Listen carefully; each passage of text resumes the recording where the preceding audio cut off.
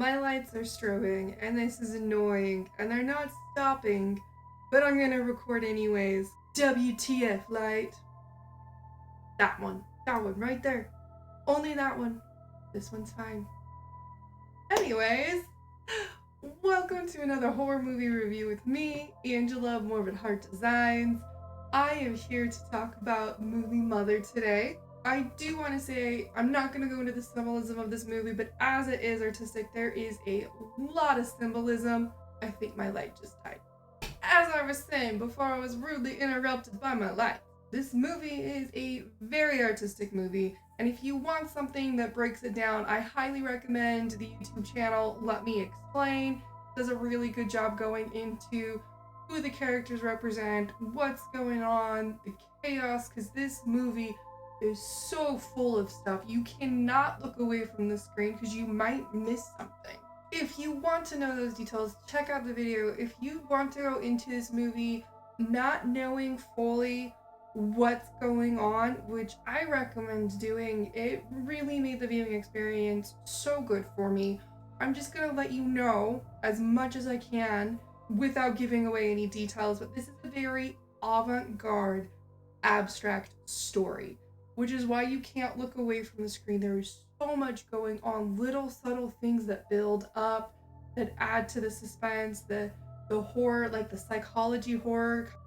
This movie is not for everyone. It is not for the faint of heart. There are some scenes that are pretty disturbing, graphic, and can be extremely unsettling for some people.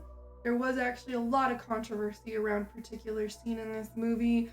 Again, I don't want to go into details because I want you to enjoy the movie, but this movie's not for the faint of heart. This movie does start off slower, and as it progresses, it gets faster and faster and faster in its storytelling devices, which keeps you guessing what's going on. Is our main character having a psychological breakdown? Because there's allusions to that throughout the beginning of the movie, through the first act, and then things just go boom and happen so fast, and then you're like, oh my god, the movie's over, and it was brilliant. And because it is an abstract storytelling, you're trying to figure out what kind of story this movie is telling. With how fast-paced it was and a lot of the imageries, there was an allusion to this being a psychological horror. And even right now, to this day, I mean, I actually watched this a few months ago versus when I'm filming this review right now, because I really wanted to let this movie sit and percolate, and I wanted to fully understand it myself before reviewing it. And I honestly don't think I still do, but there's so much imagery that you can't quite pinpoint what type of horror movie this is, and I think that is brilliant storytelling. That it's not pinpointing itself to one horror genre. There's a lot of different things in it. The cinematography is fucking amazing.